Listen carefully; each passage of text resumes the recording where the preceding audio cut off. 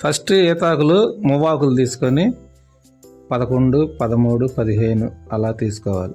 తీసుకున్న తర్వాత ఈతాకులు చివర్లన్నీ నీట్గా కట్ చేసుకోవాలి. కటింగ్ ఒక్కొక్కటి తీసుకొని నీట్గా కట్ చేసుకొని మనకి ఎన్ని ఆకులు కావాలో అన్నీ తీసి పక్కన పెట్టుకోవాలి.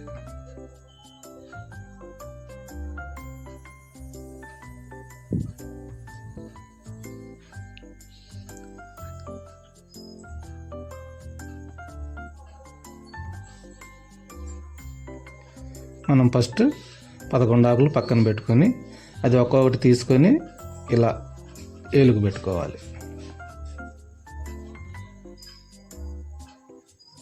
ఒకదాని తర్వాత అట ఏలుగు పెట్టేసుకోవాలి.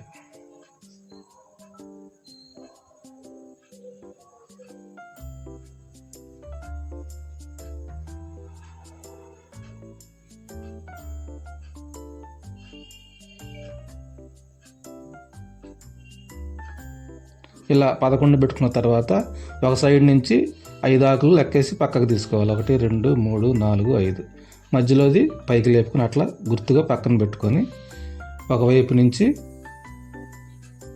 ఒక ఆకు తీసుకొని 5 ఇట్లోకి వచ్చేయాలి. అది అలా లోపలికి వచ్చేసి తర్వాత 4వ దానిలోకి, తర్వాత 3వ దానిలోకి అలా ఇటువైపు నుంచి 5 ఆకులు ఎక్కించుకోవాలి.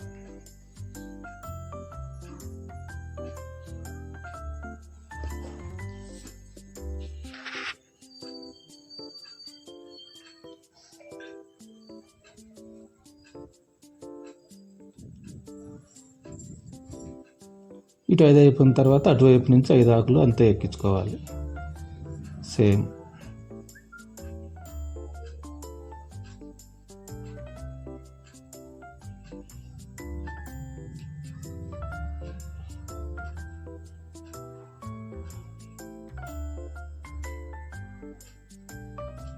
తర్వాత అవి కదలకుండా ఏళ్ళలో నుంచి బయటికి తీసేసి ఒక్కొక్కటి ఇలా సరి చేసుకొని తీసేయాలి.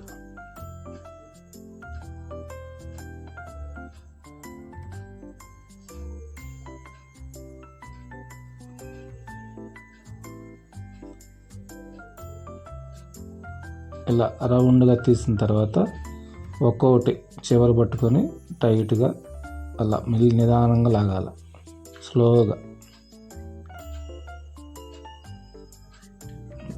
గట్టిగా లాగితే అది తెగిపోయి మళ్ళీ మొదటకు రావాల్సి వస్తుంది. అందుకని నిదానంగా స్లోగా తీసుకోవాలి. తీసుకున్న తర్వాత టైట్గా ఉండేటట్టు చేసుకోవాలి.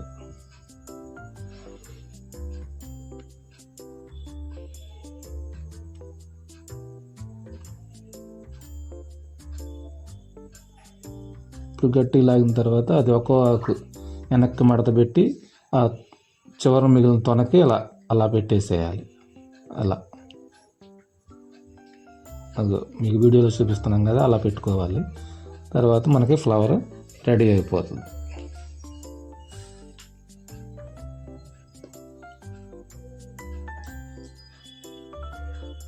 ఇది ఇలా రెడీ అయిపోయిన తర్వాత మనం డెకరేషన్కి వాడుకోవచ్చు. పెళ్ళిళ్ళ కంటే దేవుని దగ్గర పూజలకు కానీ దేనికైనా సరే డెకరేషన్ కోసం ఓన్లీ వాడుకోవచ్చు. అలా మధ్యలో చిన్న హోల్ పెట్టుకుని ఇక్కడ గులాబీ ఫ్లవర్స్ పెట్టుకుంటే ఇంకా నీట్గా ఉంటుంది చూస్తానికి. ప్రస్తుతానికి మేము పెట్టలేదు, కావలసిన వాళ్ళు పెట్టుకోవచ్చు.